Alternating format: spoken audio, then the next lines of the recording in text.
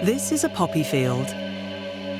Once cut, the pod of the plant secretes a miraculous milky fluid called latex, base opium used by man as a balm for more than 5 millennia. Opium relieves pain and appeases the mind, and that should have been the end of it. But this drug would play a part in some of mankind's greatest upheavals: imperialism, colonization, the Cold War, and more recently, globalization. Without the backing of states, drug trafficking would never have existed. Released into the heart of the system, drugs have dictated their own geopolitics in the shadows. Secret operations, widespread corruption. Drugs are now part of the very flesh of the world's democracies. From Wall Street to the jungles of Colombia, from Shanghai to Kabul, cartels, mafia, banks, pharmaceutical labs and political parties have all lived off drug trafficking. The results are devastating. Whole populations stigmatized or displaced, families torn apart. Today we've stopped counting the dead.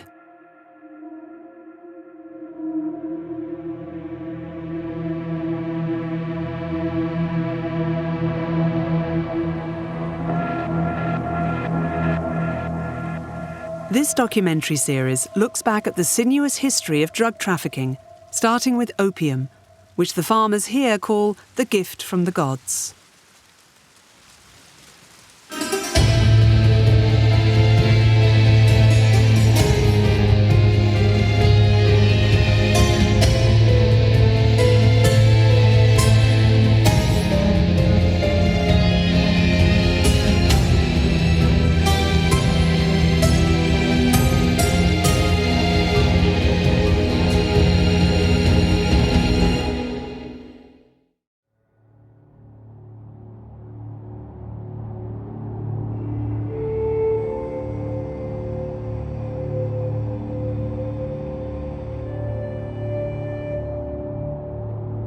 At the turn of the 19th century, Britain was engaged in a frantic race to conquer new territories and new resources. With cotton, tea, pepper, and other commodities, the British Empire liberalised the world. In India, Britain laid its hands on a particularly strategic resource. It was close to the city of Benares in the Ganges Valley that the highest quality of opium grew. The British structured its farming and intensified production.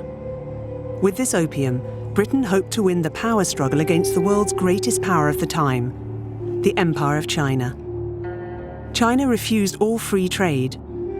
It sold massive amounts of porcelain and tea, so appreciated by the British, but bought nothing at all in return. There wasn't much that China needed. China was the oldest operating economy in the world, dating back millennia. It was a self-contained economy.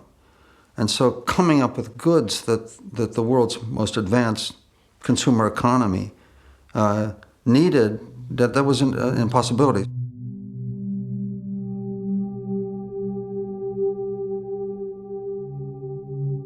In this closed empire, the Chinese elite had long sought evasion by stuffing their pipes with all kinds of spices: saffron, camphor, and one day opium.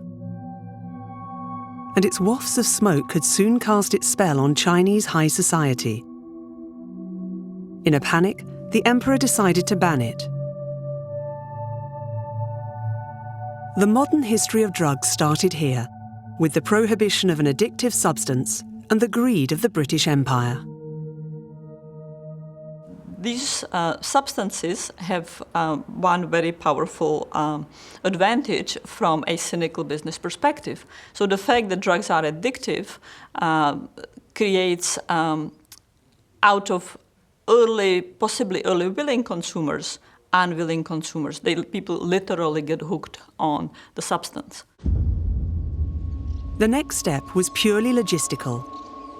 The British Crown couldn't be seen to be involved in smuggling, so it gave the job to private traders. The most avid amongst them William Jardine and James Matheson loaded thousands of chests of opium onto their ships in India and set sail for China. The distinction between private mercantile interests and the government, these were not completely separate. There was a commonality of interest. This was the age of imperialism. Commerce was good for the empire was good for commerce. So these things very much went together. On behalf of the British Crown, Jardine and Matheson, two Scottish gentlemen in embroidered waistcoats and patent leather slippers, invented international drug trafficking. In the Bay of Canton, the two traders bribed the port authorities and sold their cargoes of opium to the Chinese emperor's worst enemies, the Triads. These powerful secret societies had a single aim: to overthrow the dynasty in power. Opium gave money and means to the empire's enemies, to subversive forces. These subversive forces needed accomplices, and together they tore the state apparel apart. Army officers were opium addicts, state governors, top public servants were opium addicts, and all were accordingly traitors to the powers that be. In fact, opium addicts were referred to as Han Tien, traitors to China. In 1839, the emperor felt under threat. He imprisoned thousands of smugglers and had 20,000 chests of British opium destroyed. Jardine and Matheson seized on this as a pretext. Back in London, they convinced the highest authorities that war was the only way to open up the huge market that China represented, with a third of the world's population. So in the name of profit, Britain launched the Opium Wars.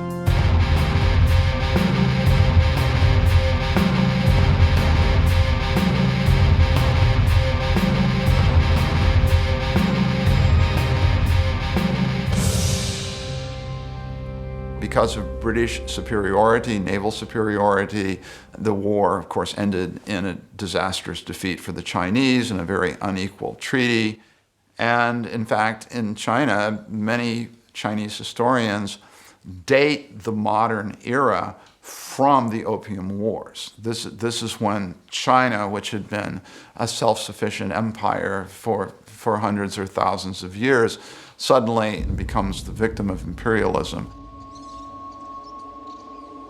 The defeated emperor was forced to legalize opium and open up his country to foreign trade. He ceded Hong Kong to the British, who turned the island into an outright opium hub. In 15 years, sales of the drug had risen from 3,000 to almost 6,000 tons a year.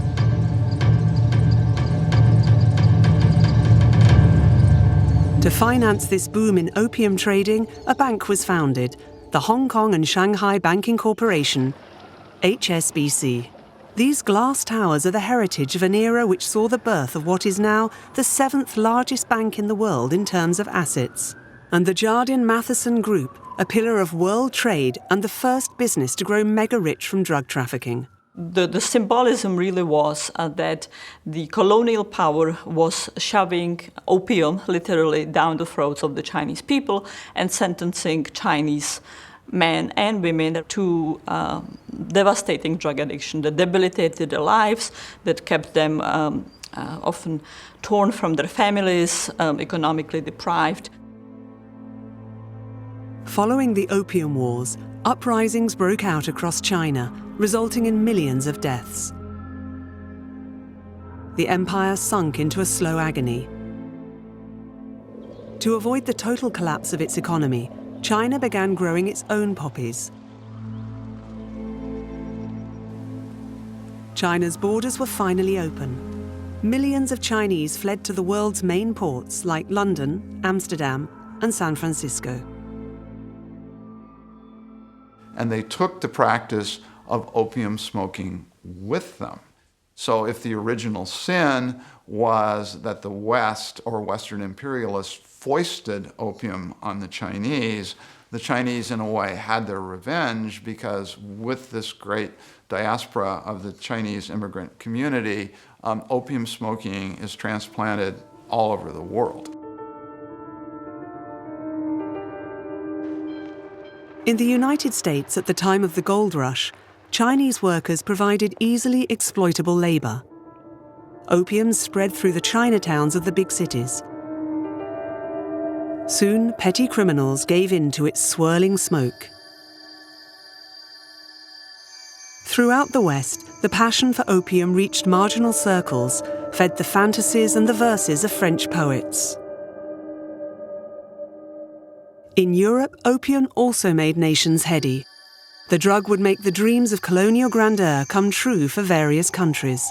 France, the eternal rival of Great Britain, intended to turn Indochina into a modern colony, a mirror of its own power.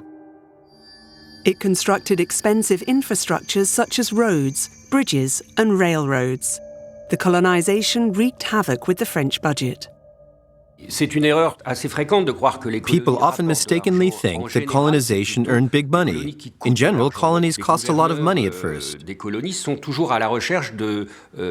So governors were always looking for ways to balance their budget.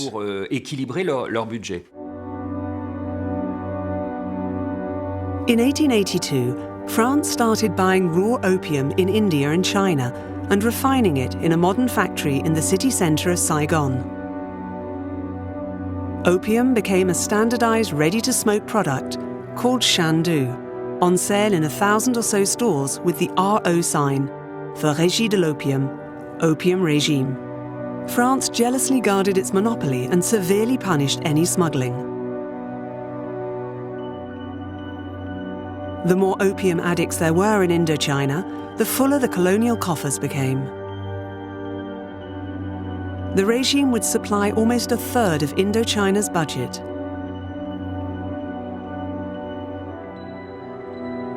This lucrative model was copied by the other colonial powers, and the British, Spanish, and Dutch soon founded their own regimes. The opium industry would run on full steam until the end of World War II, drugging millions of people across Asia. Now, there was opposition to this, and in the 19th century, one very important group opposing this traffic was, of course, the missionaries, because they saw the traffic in drugs as being opposed to their essential mission of Christianizing these lands. And so there's certainly tension between the merchants and the governments and the imperial administrations that are interested in revenue and the missionaries who are interested in souls. This tension reached a peak in China in the early 20th century. The empire had become the world's largest opium producer, overtaking India. From deep within the country, huge cargoes descended the Yangtze River to Shanghai. Within a few years, the port city had dethroned Hong Kong. Shanghai was the new world capital of opium. The European powers controlled entire districts of the city, known as concessions, where the opium trade was booming. In Shanghai, different qualities of opium were available. Foreign refined opium, coveted by the wealthy youth, or cut Chinese opium for the poorer classes. In 1906, 13 million Chinese people were opium addicts. It was carnage. A massive prohibition campaign was conducted across the empire. The Europeans, not yet addicts of the drug, but of its trade, ignored the ban and continued business as usual. So China turned towards a new power. The Americans realized the interest the ban on opium could have for them, especially as it was produced by the colonial powers. The Americans had no colonies, unlike the British and French, and they understood that by backing the prohibition, they could embarrass the colonial nations, which had become its rivals in the early 20th century, when the U.S. was growing into one of the biggest powers in the West.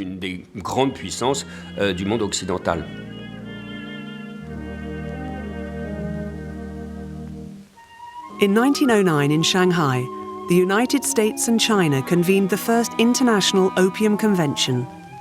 The European nations unanimously refused to reduce their production. But Paris, London and Amsterdam would soon reconsider their position when they realised how far opium addiction had spread across the West.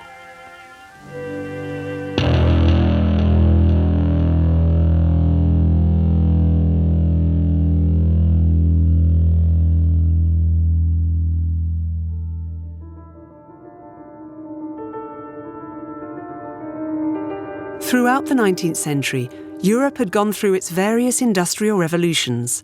Millions of farm labourers had left the countryside and crammed into the centres of monstrous manufacturing cities. With the insalubrious living and working conditions, the slightest cut became infected. Cases of gangrene increased, epidemics were rife: typhoid, tuberculosis, cholera. Doctors were at a loss. Then suddenly the pain stopped. From the fruit of the poppy, chemists managed to extract a miraculous substance. They named it after Morpheus, the Greek god associated with sleep and dreams. Morphine. The invention of morphine was a revolution for the mind. It changed our relationship with our body. Pain became a choice. It was no longer something the human body had to suffer. In the mid-19th century, the German Heinrich Emanuel Merck pioneered the large-scale commercial production of morphine. Within a few decades, his small lab had turned into Germany's first pharmaceutical empire.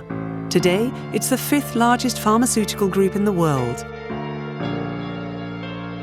From 1861, during the American Civil War, 10 million doses of morphine were given to Union soldiers. During this first massive bloodbath of the modern era, the quality of war surgery also improved greatly. Thanks to morphine, doctors could ease pain, operate, and if necessary, even amputate on the battlefield. The invention of the hypodermic needle accompanied this progress. Injected intravenously, morphine's grip tightened. Patients no longer suffered, but they became totally hooked. So the pharmaceutical industry set out to find an antidote and came up with a multi-usage substance which could unhook opium addicts: cocaine.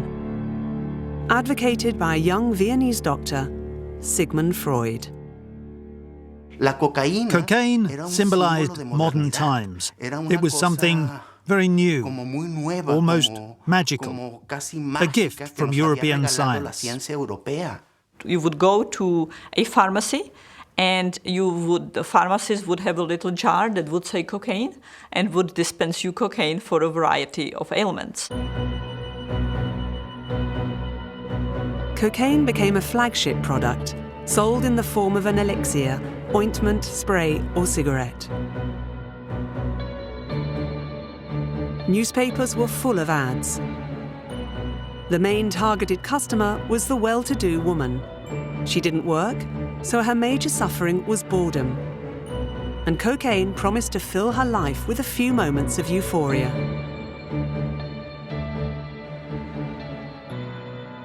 Throughout the 19th century and into the early 20th century, drugs became cheaper. And people discovered that, you can inject cocaine or snort it up the nose, or you can mix morphine and cocaine and you can inject them, and it produces a very powerful euphoria.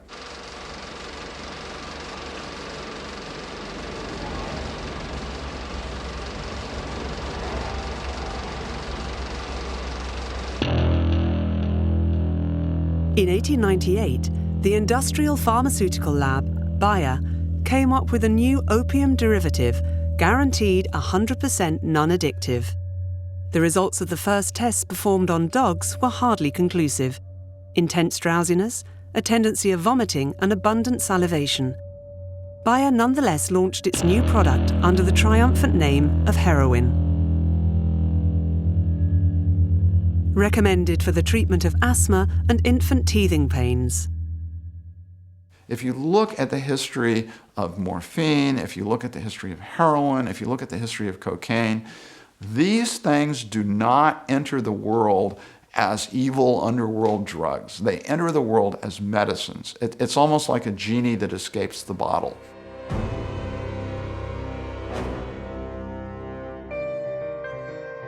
there was no cure for morphine addiction. Worse still, each new product attracted its own band of addicts. Throughout the 19th century, the industrialization of Western nations turned living conditions, hygiene and education upside down. New work organization practices placed the individual at the center of their concerns. The 20th century dawned with new models.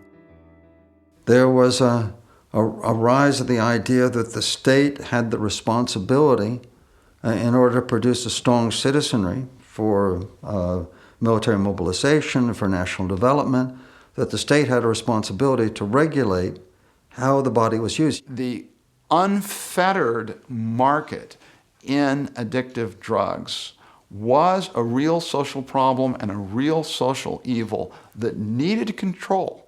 Drug control, including prohibition, was born of the same progressive international movement that gave us the regulatory state, that gave us the welfare state, that gave us social reform, that gave us protections for workers, for unions.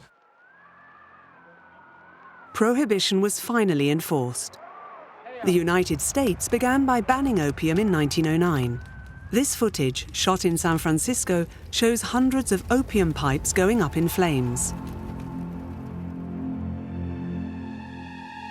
In 1914, with the Harrison Act, the US regulated and taxed opiates and coca products. Indispensable for surgery, from then on, cocaine, morphine and heroin would only be available by prescription. Thousands of drug users who once bought their daily fix over the pharmacy counter didn't know where to turn to ease their terrible cravings.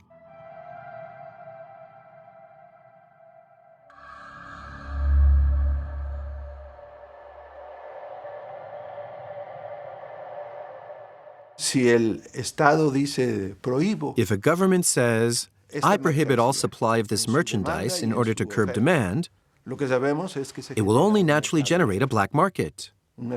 A black market that breaks the law. And who's ready to break the law? Criminals, of course. To meet demand, the criminal underworld learned how to refine heroin. In Mexico, in the fertile region of Sinaloa, farmers grew poppies to supply the American pharmaceutical industry. In the early 1920s, they saw new customers suddenly turn up. The first big figure in Mexican drug trafficking was Ignacia Yasso, alias La Nacha. She bought raw opium in Sinaloa and had it transformed into a brown heroin of mediocre quality by chemists in her employ. La Nacha set up her clandestine laboratories close to the border with the United States in Ciudad Juarez.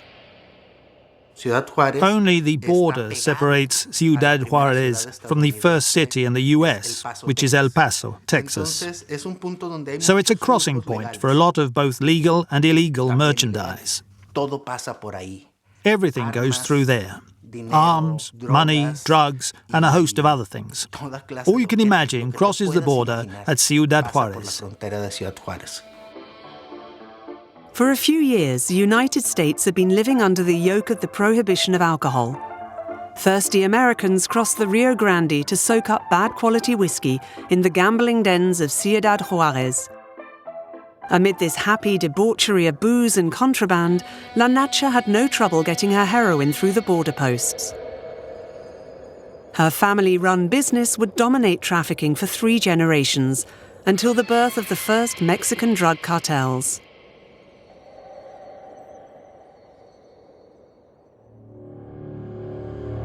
The illegalization of drugs gradually stretched across Europe, giving rise to new black markets. With increasingly powerful ships, maritime transport brought borders even closer. The big commercial ports became strategic smuggling points, among them Marseille, where figures from Corsican organized crime seized their chance. At the outset, the Corsicans were what you could call seafarer traffickers. meaning they were part of the French colonial empire. In the 1870s, after the opening of the Suez Canal, Marseille became the main port for France's colonies in the Far East and in the ports of call on the merchant shipping route. The Corsicans organized trafficking of different kinds and different intensities. It started with the trafficking of women, then money, gold, cigarettes, and finally the trafficking of heroin, of drugs. In the mid-1920s, Paul Carbone, a former merchant seaman turned white slave pimp, became the boss of the Corsican mafia. He bought opium in Turkey, where it was widely grown to supply pharmaceutical labs. In Marseille, the chemists employed by the Corsican mafia transformed it into heroin, which was then shipped to where the prohibition of drugs was the strictest, the United States. Little by little, this drug trafficking intensified. They continued to use the same routes and intermediaries, but the setup became more and more sophisticated. With his drug money, Paul Carbone bought the mayor of Marseille, had his own men hired on the waterfronts, and bribed the city's police force. The Godfather ramped up his trafficking, laying the foundations of the French connection. In those early days of drug trafficking, arrangements with the powers that be were crucial to organised crime, whether that was at a city level like with Marseille or a country level, a country where the story began, China.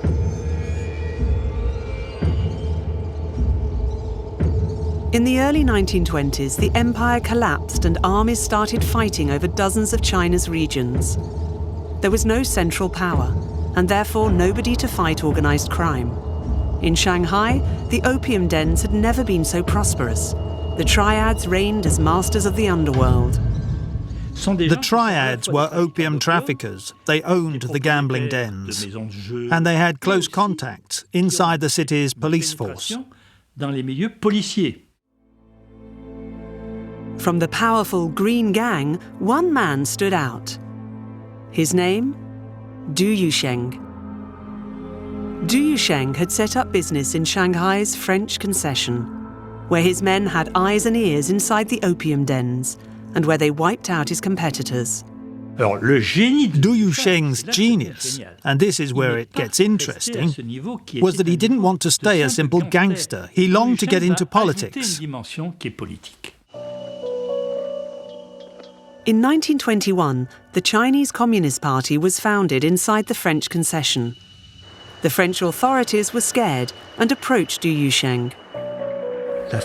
France feared a wave of strikes and protests against the foreign presence, the concessions and so on. Chinese nationalism was on the rise, and the situation looked dangerous. So the French consul negotiated what would soon be referred to as the Pact with the Devil. The French asked Du Yusheng to re-establish order inside their concession. In exchange, the trafficker would be allowed to take over all of the concession's opium dens. And consequently, there were no strikes in the French concession. All was calm. Once comfortably installed, Du Yusheng offered his services to the ambitious Chinese general, Chiang Kai-shek. As head of the army of the Kuomintang, the Chinese Nationalist Party, Chiang Kai-shek aimed to reunify the country. To do so, he would have to take Shanghai. In 1927, Du Yusheng ordered his men to massacre hundreds of communists who'd taken control of the city and open the gates of Shanghai to Chiang Kai-shek's army.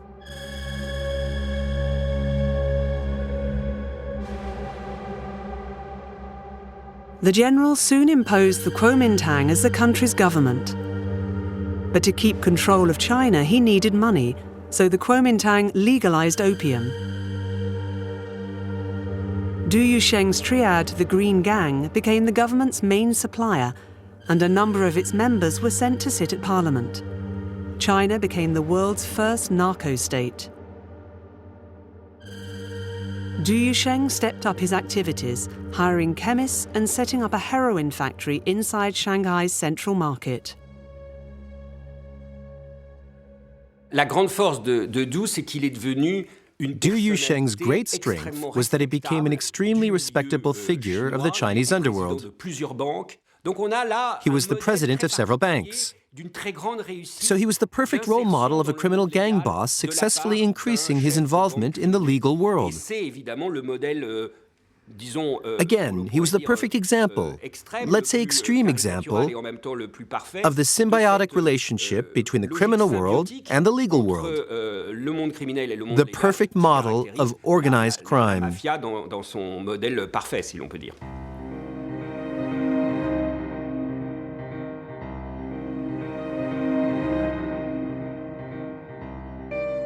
The heroin refined in China, Mexico and France converged on the United States. But in late 20s America, the biggest issue was liquor. Prohibition was making gangsters rich.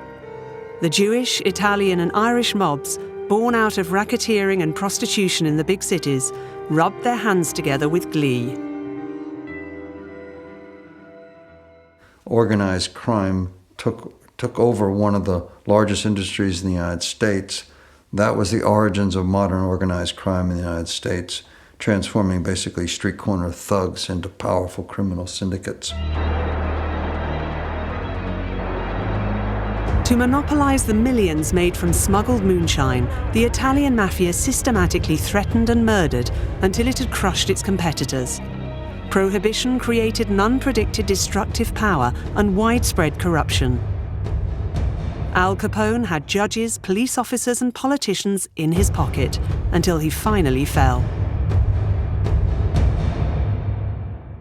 By 1930, it was clear that this was failing. There was a government commission called the Wickersham Commission that surveyed the alcohol prohibition and decided that it was riven with corruption.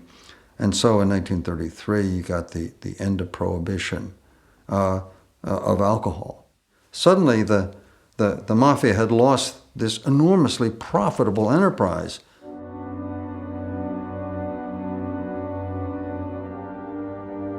Deprived of its main source of income, the Italian mafia, united around Lucky Luciano, formed an alliance with the boss of the New York Jewish mob, Meyer Lansky. Together, they took control of the heroin market. To maximize profits, the mobsters cut and recut the drug. Their adulterated product caused infections and overdoses. But the end of the prohibition on alcohol also caused rancor and frustration amid puritanical, conservative white Americans, the enemies of all kinds of highs and pleasures. The pre-prohibition fight was led by the new head of the Federal Bureau of Narcotics, Harry J. Anslinger, an advocate of strong-arm tactics and a brilliant tactician. The man is a legend. He's a legend in drug law enforcement.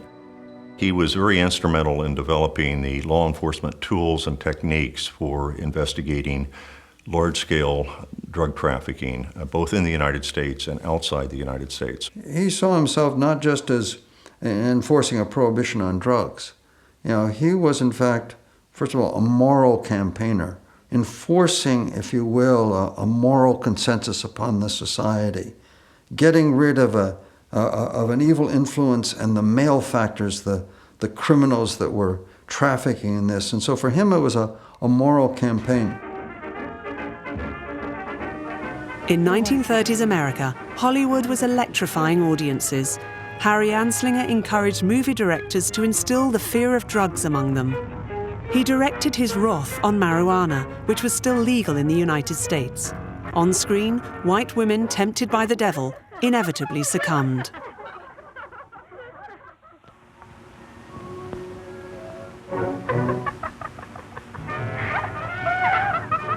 And in the role of the suntanned, mustachioed tempter, a Mexican.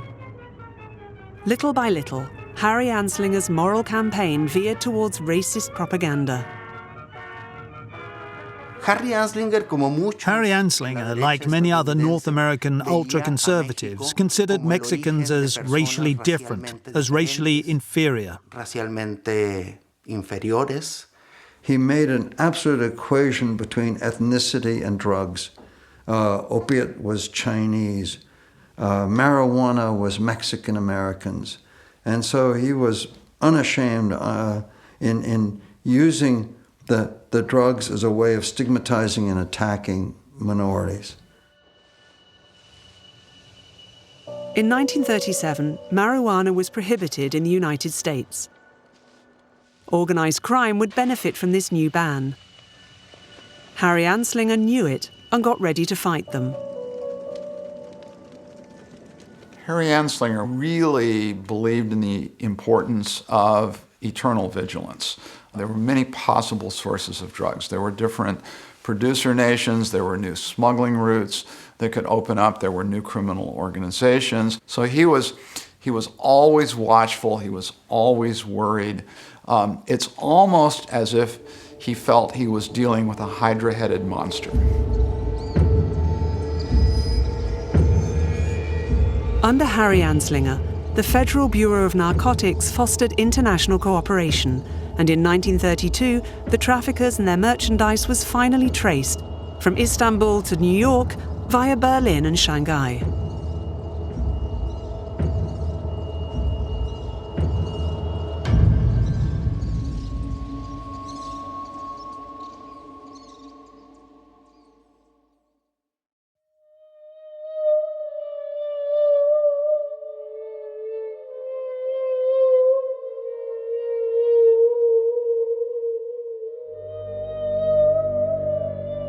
During the first years of World War II, oceans and seas were the theatres of fierce battles.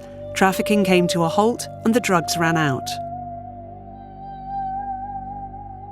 But this respite was short-lived.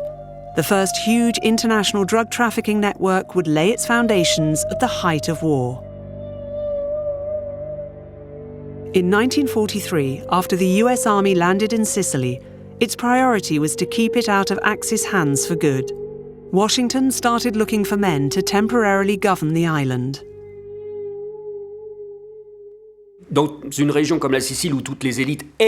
In Sicily, where all of the elite were fascists, the big landowners, the church, the administration, where could the Americans find men without a fascist pedigree? There were two possibilities: the communists or the mafia. The Americans already knew that after the war, their enemy number one would be the communists. So they opted for the mafia, which would be able to help manage the island's towns during those troubled times.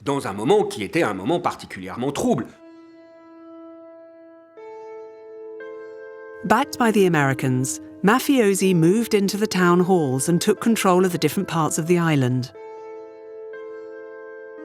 In 1945, the US expelled to Italy more than 100 mobsters involved in heroin trafficking, including Lucky Luciano, the boss of Cosa Nostra. The American cousins and the Sicilian mafia would turn the island into a drug trafficking hub. For the post-liberation Italian authorities, this didn't present a public order problem, because the level of drug addiction was fairly low in Europe and didn't exist at all in Italy.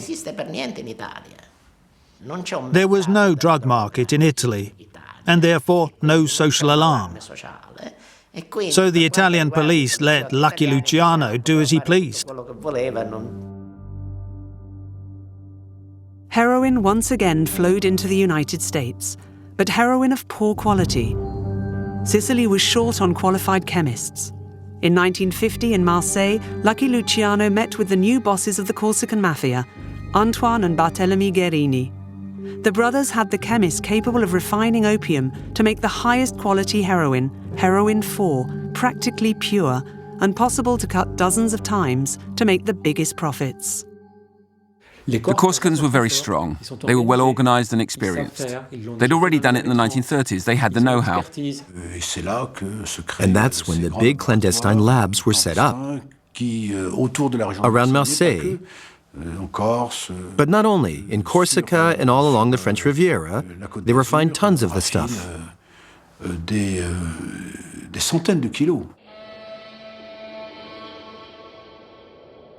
The meeting between the Guerini and Lucky Luciano gave birth to the French Connection, a vast web of Turkish, Lebanese, Corsican and Sicilian traffickers. Cosa Nostra controlled the distribution in the United States. But very soon, the Corsicans in charge of refining and transport would gain ascendancy. The US Narcotics Bureau soon became aware of what was going on with their first seizures in New York. The first smugglers arrested happened to be Corsicans, so the Americans realized that the chain led back to Marseille, to the Corsicans of Marseille. Lucky Luciano, the most powerful man in the American mafia, was actually scared of the Corsicans. He realized they were extremely powerful, notably because, as he underlined, of their contacts inside the French Secret Service. Having infiltrated the authorities in Marseille, the Corsican mafia had strong ties inside the French state apparel. In 1951, at the height of the Indochina War, the French Secret Service was deployed to organize the counterattack against the Viet Minh guerrillas, but it was seriously short of money. Paris begrudged having to fund this costly war, and the French opium regime, which once financed the colony, had been forced to shut up shop in the face of international pressure. The French Secret Service mounted Operation X. They contacted a tribe in the hills of Laos, the Hmong, and bought their entire poppy crop, which they transported to a military base in Saigon. There, French agents sold opium to Chinese Vietnamese gangs and to the Corsican mafia, who turned it into heroin and dispatched it to the United States. The drug money would allow French intelligence to build a counter-insurrectional army of 40,000 men, recruited from the tribes of Indochina.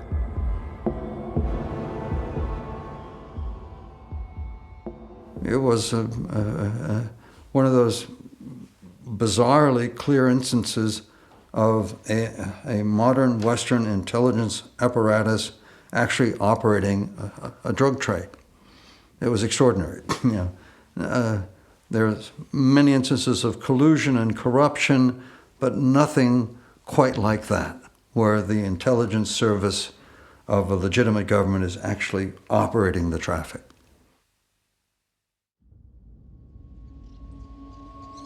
Operation X came to nothing. In 1955, France evacuated its troops from Indochina. The region's geopolitics had changed.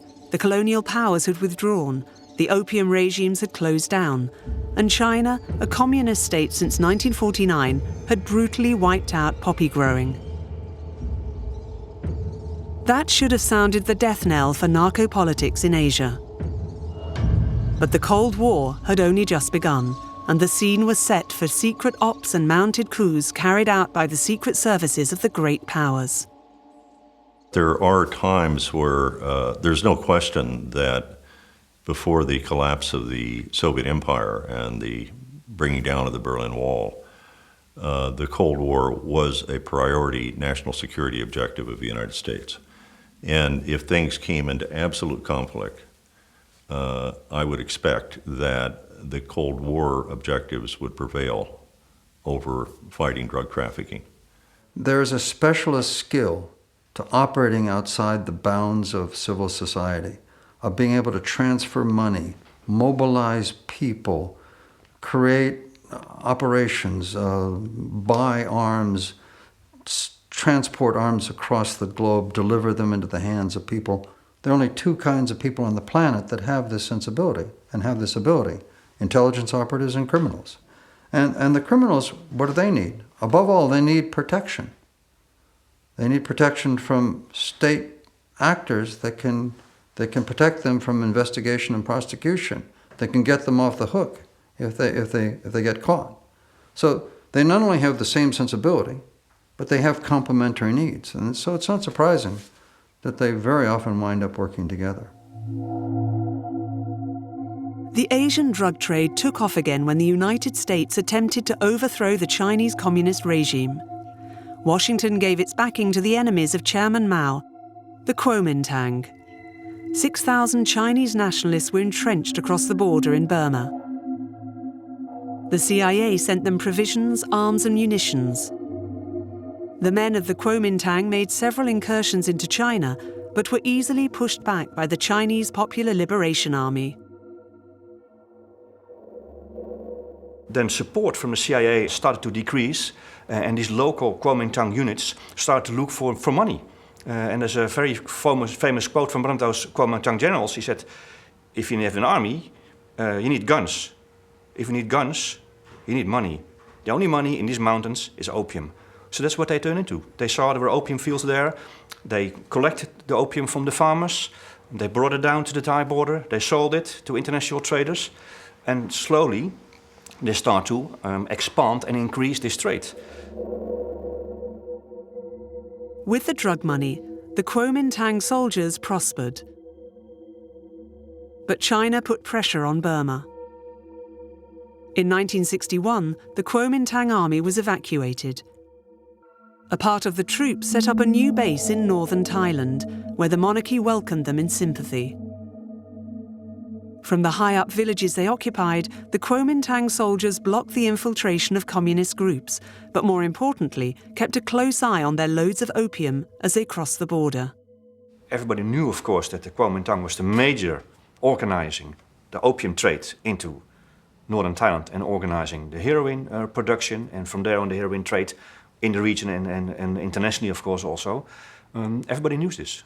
And the policy at the time was security first. We feel that, as the Americans would say, and the Thai government, communism is a major threat in the region. And if the Kuomintang could support themselves by doing opium business, well, that was very convenient for them, of course. And that lasted for a long time.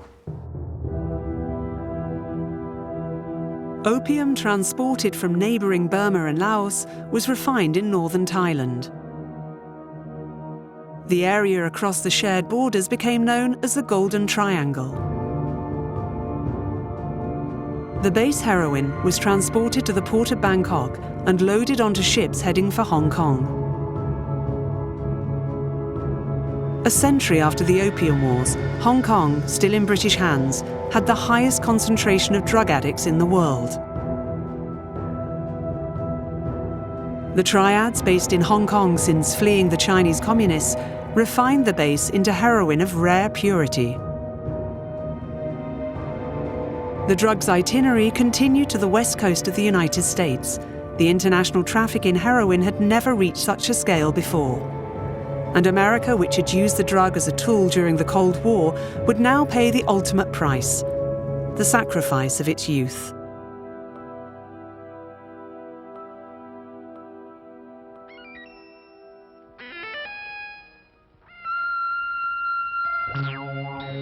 In the mid-1960s, when the war in Vietnam broke out, a large part of American youth was rebelling against a patriarchal, racist and consumerist society in which it felt it had no place. New drugs were on the market: LSD, mescaline, peyote. It was the golden age of hallucinogens. Experimenting was everything. The body and soul craved for freedom. To fire up a joint was to make a political statement that one was sympathetic to the goals of the counterculture, or one was opposed to the war in Vietnam. Drugs are very potent symbols. They're not just about getting high. Part of this rebellious youth, in search of increasingly intense experiences, sought new highs with heroin. Within months, the parks where the dreamers of flower power once sang in unison were turned into the hangouts of gangs and dealers. The number of overdoses skyrocketed. The only flowers seen now were the wreaths laid on graves. And then came another tragedy. In 1969, more than 500,000 Americans were sent to fight in the Vietnamese jungle. When the soldiers came home, a third of them were completely hooked on heroin. So the question was, who was supplying? Where was it coming from? And so that's what set me off on an inquiry that started in the library at Yale University and eventually took me to interviews with former CIA operatives and to Southeast Asia itself. Alfred McCoy flew to Laos and headed for the hills where the Hmong tribes grew poppies to supply the local opium dens. Still a young student, he was the first to unlock the dark secrets of narco-politics. To drive back the communists, the CIA had assembled a secret army of 30,000 men in remote villages and set up a well-oiled logistics plan. It chartered planes to transport men and supplies and cleared 200 landing strips. The Hmong took advantage of the comings and goings of these CIA planes to transport their opium. So that the CIA couldn't have found out, hadn't found out, wasn't aware, that's improbable in the extreme. If a 26-year-old graduate student with no assets, no authority can find this out in a conversation, then I'm sure they could have done the same should they have bothered to ask those questions. Of course they knew it, but it wasn't their priority. Now, were they complicit in the traffic? Were they principals in the traffic? No, I don't think so. Continuing his investigation, Alfred McCoy set out to meet the commander-in-chief of the Laotian army, Major General Uan Ratikon, suspected of being the head of this opium traffic ring. I stood on a street corner in Vientiane. I hailed a taxi. I said, "Do you know where General Uan lives?" The guy said, "Yeah, sure." He took me there. I got out. I knocked on his door. I walked in. I introduced myself, and I sat down with him. And he actually got out his ledger from the opium regime de Laos, and to walk me through the accounts and show me that he was running his accounts honestly, that he was buying opium in these areas and he was exporting it to South Vietnam here, and the money was being deposited in banks, all run properly, you see. As long as Uan's opium supplied the local market, the CIA covered him. But the next step was nonetheless obvious. The Major General turned to Hong Kongese chemists to refine the opium into heroin, and the trap was set. The heroin was dispatched to US Army bases. Customs officers, policemen, and South Vietnamese politicians unscrupulously profited from the traffic, helping to poison the young American soldiers who had come to fight at their side. At the height of the Cold War, heroin threatened to defeat the US Army, while it was decimating the youth back home on American soil.